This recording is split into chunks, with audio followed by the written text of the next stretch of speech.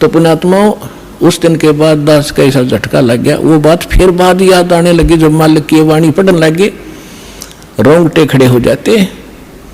अब वो ये नहीं बता पा रहा, इस जुबान से जीभ का प्रयोग नहीं कर पा रहा मुझे कहाँ दर्द है और कितनी झेली उसने उस संकट को। तो यहाँ परमात्मा कहते हैं सुखदेव ने 84 भुगती बिना पजावे खरगो, तेरी क्या बुनियाद पृथ्वी का शासन बना लिया था अपना।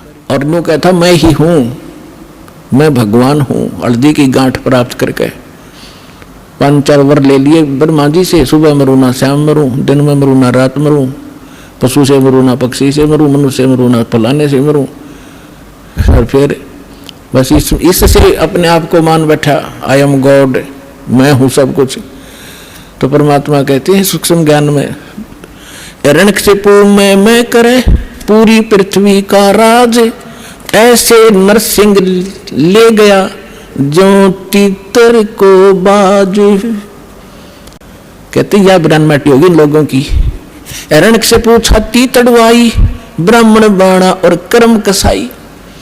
बगैर ज्ञान के भक्ति भी करता था, ऐसी सिद्धियां भी प्राप्त कर ली थी जिसको उससे भ्रम हो गया कि मैं सब कुछ बन गया।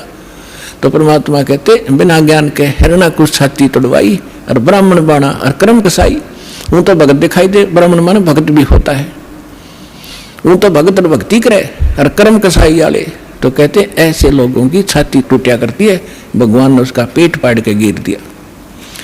हिरण्यकुश छाती तोड़वाई और ब्राह्मण बाणा और काम कसाई। कबीर लूट सको तो लूटियो, राम नाम की लूटी, पीछे फिर पछताओगे, प्राण जहांगे छूट। अब ये बात आप पहले भी पढ़े पढ़ाया सुना भी करते, लेकिन आज सुनोगे ना आपकी छाती में लगेंगी सारी, क्योंकि अधिकारी के बिना ये अमल में आ ही नहीं सकती। और परमात्मा की दया इस दास पर है। आपको दास बार बार समझाता है, दास एक जीव है, लेकिन समर्थ के संग में उस परमात्मा ने दास को अपना मान लिया। और दास एक चलता फिरता पावर हाउस है, थोड़े पावर का, जो इस पूरे संसार में तो पर्याप्त है, इतनी पावर है दास को दे रखी है। पूरे विश्व को इंक्लूडिंग ब्रह्मा विष्णु महेश तक को इस दास के पास तो मालिक ने, क्योंकि ये ऊपर से आ रही है पावर। अब जहाँ कोई पावर हाउस है बरवाला में, वो पावर हाउस एक खोखा है और उसका कनेक्शन थर्मल प्लांट से है, जहाँ बिजली दिन रात बनती ही रहती है, वहाँ एंड होता ही नहीं। और इसकी अपनी अक्षमता है, ये बरवाला के लिए पर्याप्त है। और लेकिन वो लाइट आ रही है वहाँ से, अगर यहाँ को जरूरत ज़्यादा बढ़ेगी तो इसकी अक्षमता भी बढ़ जाएगी, लेकिन लाइट आ रही है पीछे से ही। तो उस परम पिता से, कबीर भगवान से, सतलोक से दास के पास वो पावर आ रही है और आगे कनेक्शन दास आपको उसी पावर से दे रहा है। अब क्या बताते हैं कबीर, जिव्या तो वाहे भली जो रटे हरि नाम, नहीं तो काट के फेंक दियो यो मुख में भलो ना चाम। परमात्मा के नाम के जाप की कितनी महिमा बता रहे परमात्मा। वैसे तो जिव्या बहुत काम आवे, खाना खान में भी काम आवे, और भी कड़वा मीठा चाखण के भी काम आती है। परमात्मा कहते हैं यदि इससे आपने भगवान की भक्ति और उसका गुणगान नहीं किए तो इस चाम की इसे अच्छे जगह पे मुँह ताम सबसे उत्तम मानना है, इसमें कति आवश्यकता नहीं। ये जीव ना तो फिर ईसा जुल्म करेगी। कहते हैं एतय पराई आत्मा जीव बांध तलवार, या जीव तलवार का काम करेगी। एक कमजोर व्यक्ति को एक तगड़ा व्यक्ति, बलवान व्यक्ति कोई अपने मुख से ऐसे वचन कह देता है, अब उसके साथ ना प्रतिशोध कर सकता, ना उसको कुछ जवाब दे सकता, बैठ कर रोता है। उसकी आत्मा को जख्मी कर दिया उस नीच व्यक्ति ने इस जीव वाली तलवार से, वचन से। तो परमात्मा कहते हैं यदि इस जीव का सदुपयोग नहीं किया, भक्ति नहीं की, तो इसने काट के फेंक दे। अच्छा, कितनी महिमा बताइए। फिर क्या बताते हैं कि नर से तीतू पशुआ की जय गद्दा बैल बनाई, ये 56 भोग कहाँ मन भोरे की तकुर्डी चुरने जाई। अब क्या बताते हैं परमात्मा के, फिर पीछे तू पशुआ की जय दीजे बैल बनाए, चार पहर जंगल में डोले तो ना पेट भराए, सर पर सींग दिए मन बोरे धूम तो मच्छर उड़ावे, कंधे जुआ जोते कुआ फिर कोंडों का उस खावे, फिर पीछे तू खर की जगह कुरडी चरने जावे, टूटी कमर पजावे चढ़े तेरा कागा मां से गिलावे। पुणात्माओं, अभी आपने परमात्मा की वाणी सुनी थी कि ऊंचा दिखे धौलरा मकान और मंडी चित्ती पोल, एक भगवान के बदन बना यू काल मार रहा रोल। अब मनुष्य जीवन दिया है, जैसे विद्यार्थी हो तो माता पिता उसको पूरी सुविधा देंगे, वो निकम्मा वहां पढ़ता है ना पढ़ता है वो उसके आगे बाद में रिजल्ट आएगा जब वो पास फेल होगा। तो इसी प्रकार आप विद्यार्थी हो, मनुष्य जीवन मिला है भगवान वाले स्कूल के लिए, आपको ड्रेस भी न्यारी मिली है, तो इसमें आप यदि सत भक्ति नहीं करते हो तो फिर आपके साथ के बीतेगी। कहते हैं फिर पीछे तू पशुआ कीजे दीजे बैल बना।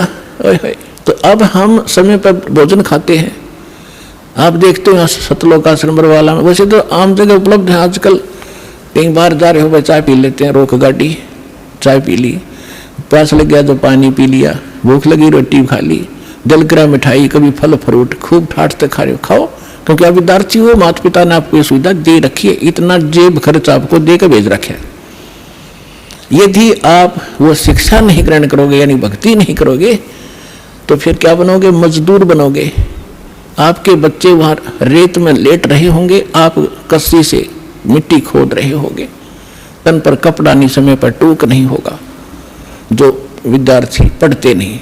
तो इसी प्रकार जो इस पढ़ाई को नहीं पढ़ेंगे, क्योंकि पूरा विश्व के वो मानव शरीरधारी प्राणी विद्यार्थी है, उससे क्या होगा? फिर पीछे तू पशुआ की जय दीजय बैल बना और चार पैर जंगल में डोले तरा तो नहीं उधर बरे। अब तो जब इच्छा हो खाओ पियो, ठीक है खा लो, लेकिन जो काम था वो भूल गए कति। और फिर कहते हैं सिर पर सींग दिए मन बोरे और दुम तो मच्छर उड़ा। अब तो हम मच्छरदानी लगा लेते हैं, ऑल आउट वगैरह ये लगा लेते हैं, और फिर के लगावांगे बैल बने पाछे। एक पूछड़ हो गया आपके पीछे, उसने चाहे पंखा बना लियो, चाहे उसने कूलर की जगह प्रयोग कर लेना। और क्योंकि जितने भी कर्म संस्कार कमजोर होंगे तो ऐसे कर्महीन प्राणी के वहां भी अंग भंग हो जाते हैं, वह पूछड़ भी कट जाती है कई बार बैल की, वह इतनी रहती है, उन्हें नूनू कराया है, वो ना कुछ काम का हुआ। और फिर आगे बताते हैं सिर पर सींग दिए मन बोरे, ये तेरी तोब होंगी सींग, इन्हें कुछ भी प्रयोग कर लेना इनको। और फिर क्या बताते हैं कि कंद जुआ जोते कुआ। पुराने समय में वाणी बोली गई थी, तो रहट के द्वारा जल निकाला जाता था कुएं से, सिंचाई उसमें बैल जोते जाते थे, और फसल होती नहीं थी, जौ होते थे, जौ वो बगैर वर्षा के भी हो जाते हैं, थोड़ी ही वर्षा से, और उनका भूस इतना खराब होया करे, पशु जल्दी खाता नहीं, कति भूखा मरता खाता उसको, और खाते समय उसके मुंह के अंदर ऐसे कांटे से चुभते हैं उस भूस के, ऐसा होता जौओं का भूस, कौंद बोलते हैं उनको, और खाते आंखों पानी पड़े, भूखा मरते न खानी पड़े। तो परमात्मा कहते याद रुकती, तुम भूल गया और ना पता होती, हम बता रहे हैं, याद रखना कि कंद जुआ और फिर जोता कुआ, और खाओगा क्या? वो भूस जो खान का भी कोई ना, वो मरते न वो भी खाना पड़े। अपने आत्मा इस जीव का दुरुपयोग और सदुपयोग अब करना होगा। दुरुपयोग तो करना ही नहीं, और सदुपयोग ना करने से क्या हानि होगी? दास का जन्म एक किसान परिवार में हुआ, जाट किसान के घर, और हमारे घर एक बैल था, हम छोटे छोटे जब देखा करते थे, आली सुबह सुबह बैलों को ले जा रहा था, वक्त से किसी ने कोई कील थी इतनी लंबी लोहे की चोबा, उसके ऊपर की कैप कट गई थी, वह रिजेक्ट करके गली में फेंक दी, वह बैल के खुर में पिछले खुरों के बीच में घुस गई। अब बैल स्पीड पे चलते चलते 2-4 कदम जल्दी जल्दी रख गया, वो अंदर ठुक गई, पैर को लंग करने लगा पैर से बैल, तो हाल ही ने सोचा ये वैसे कोई ठोकर ठाकर लगी, और हो जाएगा ठीक वहां तक। तो पहले ऐसे ही जो कोई दिक्कत हो जाती बैल का लंग करता तो अन्य बड़े सियाणे नु क्या करते, बैल को रोकना नहीं चाहिए, कोई नस पर नस चढ़ गया ऐसे काम लेने से ठीक होती है, और ऐसी नस चढ़ी होती तो हो भी जाया करती थी। इस कारण से हाली ने सारा दिन उसको टेकन नहीं दिया, उसको काम ही लेता रहा। और शाम ने जब आया, शाम तक पैर सूज गया, उस पर स्वेलिंग आ गई। आते बैल बैठ गया और लंबा पैर पसार गया पिछला, मुंह लावे नहीं कहें कि ना खावे, आंखों से पानी पड़े। तो देखा कि इसके तो सोई ज्यादा होगी, सुबह उठा नहीं। तो ऐसे पहले वैद्य हुआ करते डॉक्टरों के पुराने गांवों में। किसी ने बताया देख जाकर कि इसके घुटने पर बा आ गया, बा अब सोई चढ़ गई ऊपर घुटने तई कील लाग रही खुरा में, ट्रीटमेंट हो रहा घुटने का, उसका पट्टी बांधने गरम गरम। अब वो बता नहीं सकता बोल के मुझे कहाँ पीड़ा है। और जब अफलातून पाक रहा था, जो सोचा था मेरी ऐसे ठाठ रहेंगे, तो परमात्मा कहते तू जाने मेरी ऐसे नहीं बहेगी, ये तो हरदम लेखा भरना रे। तो 1 महीने 20 दिन के बाद वो पैर पक्या, वकील वाला स्थान जो नीचे खुरों में था। अब खुरों में भी हाथ उठ मार के देख लिया, उसमें कुछ ऐसी विशेष चीज उसमें दिखी नहीं ना, वह बाहर वो तो अंदर घुस चुकी थी सारी, पत्थर कंकर लाग के। 1 महीने के 20 दिन के बाद वो पक के उसमें रेसा निकलने लगा। जब देखा घर वालों नृत्य रहेगी तो भाई यहाँ समस्या है। फिर कोई बुलाया से ही वो तमटी सी ले रहा था नकचुंडी, उसने उसको करेल के वकील निकाली बाहर, वो तरेगी इतनी लंबी। तब वो बैल पुनट हुआ। तो पुणात्मा उस दिन के बाद दास का ऐसा झटका लग गया। वो बात फिर बाद याद आने लगी, जब मालिक की वाणी पढ़ने लगे, रोंगटे खड़े हो जाते। अब वो ये नहीं बता पा रहा, इस जुबान से जीभ का प्रयोग नहीं कर पा रहा, मुझे कहाँ दर्द है और कितनी झेली उसने उस संकट को। तो यहाँ परमात्मा कहते हैं सुखदेव ने 84 भुगती बिना पजावे खरगो, तेरी क्या बुनियाद पुरानी तू पेंडा पंथ पकड़वो हुआ। तो पुणात्मा उस दिन के बाद दास का ऐसा झटका लग गया। वो बात फिर बाद याद आने लगी, जब मालिक की वाणी पढ़ने लगे, रोंगटे खड़े हो जाते। अब वो ये नहीं बता पा रहा, इस जुबान से जीभ का प्रयोग नहीं कर पा रहा, मुझे कहाँ दर्द है और कितनी झेली उसने उस संकट को। तो यहाँ परमात्मा कहते हैं सुखदेव ने 84 भुगती बिना पजावे खरगो, तेरी क्या बुनियाद पुरानी तू पेंडा पंथ पकड़वो हो। ये सूक्ष्म वेद है, इसकी एक एक पंक्ति का एक न्यारा न्यारा अलग अलग अर्थ बनता है। अब क्या बताते हैं कि सुखदेव एक ऋषि हुए हैं, महर्षि। उन्होंने भी 84 लाख योनियों का कष्ट भोगना पड़ा और बना पजावे खरगो, वो कुम्हार के पुजावे पर गधे की योनि उसने भी भोगी। एक समय सुखदेव जी जब उसकी दिव्य दृष्टि काम करने लगी, पीछे आगे का उसको पता लगा, तब वो खुद बता रहे थे कि एक बार में बड़ी साधनाएं की, स्वर्ग भी गया, राजा भी बना, और फिर एक समय में गधे की योनि भोग रहा था। अंधा हो गया, डंडी ने छोड़ दिया, कुमार ने 2 डंडे मारे और कर दिया चलता। मैं चलता चलता एक पगडंडी पर जाता जाता जंगल में पहुंच गया। वहां एक नाला था, इक्का दुक्का व्यक्ति वहां से आता जाता था। उस नाले के निकट जाकर मैंने सोचा जंप लगा ले, उसका मुंह फंस गया, आगे मुंह टिक गया, गर्दन और पीछे से कमर फंस गई, उसमें फेट हो गया, पुड़ी बन गया और पैर लटके नीचे।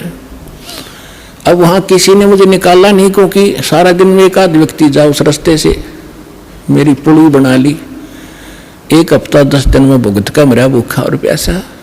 अब मुझे वो सीन दिखाई देता है, मैं उठकर बैठ जाता हूँ, अपनी भक्ति करता हूँ। तो यहाँ परमात्मा कहते हैं सुखदेव ने 84 भुगती, वो साधना करते करते सुखदेव जैसे ऋषि जो साधना तुम कर रहे थे जिन भगवानों की, उन पूजाओं को करते करते सुखदेव जैसे महर्षि भी 84 लाख योनियों में कष्ट उठा रहे हैं। और आपकी क्या अवकात है, तेरी क्या बुनियाद पुरानी। ये छोटी मोटी मंदिर में घंटी मार के और जय गणेश देवा करके तू पार हो जाएगा। या इस संकट से पार हो जाएगा। तो पेंडा पंथ पकड़े, वो पेंडा यानी मार्ग, पैडा वे ऑफ वर्शिप, पूजा का वो मार्ग, वो रास्ता ग्रहण कर। कौन सा? जो हम बताने आए हैं, जिससे तेरा यहां भी सुख हो और परलोक भी सुधरे। तो पुण्यात्माओं प्रसंग चला था कि हम परमात्मा से डर कर रहें और उस परमात्मा पर विश्वास करें। और उसने हमें ये सिखाना चाहते हैं कि तुम भगवान पर विश्वासी बनो। अभी आपने परमात्मा के भोग के समय परमात्मा की वाणी सुनी थी, मोकू का ढूंढे रे बंदे, मैं तो तेरे पास में। सब कुछ नकारा करके क्या बताया है? कहे कबीर सुनो भी साधो, मैं तो हूं विश्वास में। यदि आपको यह विश्वास हो गया Kabir is God, Kabir is supreme God, तो राहत भगवान देगा। और जो आपके मन में शंका संशय रहेगी तो मालिक सहारा दे नहीं पाओगा, आप केवल वर्क डन ही प्राप्त करोगे। तो उसके लिए दास का प्रयत्न रहता है कि आपके हृदय में सब शंका हटा के और परमात्मा को परमात्मा जचा दूं, और तभी आप आगे बढ़ोगे। जब आपको विश्वास होगा कबीर इज गॉड, इसलिए रह कर ये सत्संग सुनाए जाते हैं, प्रमाण दिखाए जाते हैं, ताकि आपकी शंका कति मूल से नष्ट हो जाए और फिर कबीर साहब रह जाएगा। आज तो हम उसको कवि समझकर रिजेक्ट करे बैठे थे, लाल को कौड़ी समझ रहे थे और कौड़ियों की गठड़ी बांध रखी थी। 36 प्रकार के देवता पूजा करते, उनको लाल समझ गए, हम डले हो रहे थे। परमात्मा कहते हैं चारों युग में मेरे संत पुकारे।